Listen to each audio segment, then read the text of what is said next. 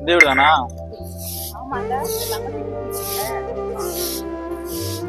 அண்ணே அண்ணே வாண்ணே, எப்படின்னு இருக்கிற?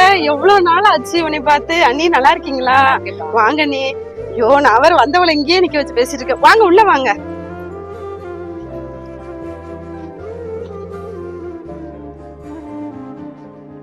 அண்ணே உட்காருங்கண்ணே. இருங்க நீ இன்னொரு சேர் எடுத்துட்டு வரேன்.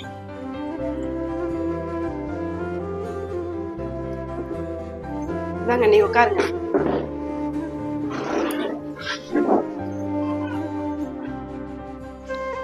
அண்ணே இந்தாங்கண்ணே தண்ணி. வீடாமா இது? எப்படிப்பட்ட இடத்துல போய் வாழ்ந்துகிட்டு இருக்கா? இதே இது நாங்க சொன்ன மாப்பிள்ளை நீ கட்டியிருந்தனா இந்நேரத்துக்கு மகாராணி மாதிரி வாழ்ந்துட்டு இருப்ப. அதை விட்டுட்டு ஏதோ காதல் கீதல் யாரையோ காதலிச்சு கல்யாணம் பண்ணிட்டு இங்க வந்து கஷ்டப்படுற. இதெல்லாம் உனக்கு தேவையா? அதெல்லாம் இல்லண்ணே.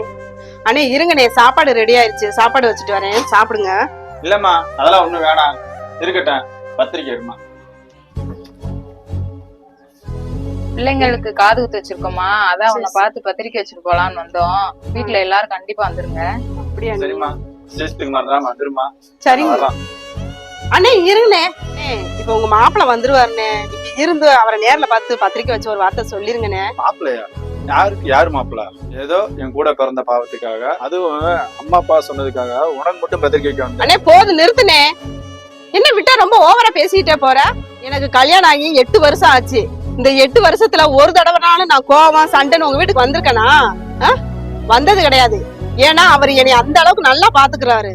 நாங்க காதல் கல்யாணம் பண்ணிக்கிட்டாலும் நாங்க ஒன்னும் கெட்டு போகலையே, நல்லா தானே இருக்கோம். நாங்க நல்லா இருக்க போய் தானே நீங்களாம் வீடு தேடி வந்து பத்திரிக்கை வைக்க வர்றீங்க. இல்லன்னா நீங்களாம் வந்திருப்பீங்களா? என்ன கேட்டீங்க? இப்படி எல்லாம் கஷ்டப்படணுமான்னு கேட்டீங்களா?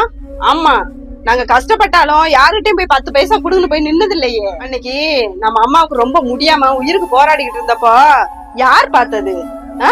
நீங்க பார்க்க முடியாதுன்னு சொல்லி எங்க வீட்டுக்கு அனுப்பி விட்டுட்டீங்க. அவர் வேலை பார்த்ததை வச்சும் என் காதுல கழுத்துல போட்டிருந்தது எல்லாத்தையும் வச்சு அம்மாவை காப்பாத்தி இன்னைக்கு உயிரோட நடமாட விட்டுருக்கோம். நானாவது என்னை பெத்த கடமைக்கு பார்த்தேன்னு வச்சுக்கலாம்.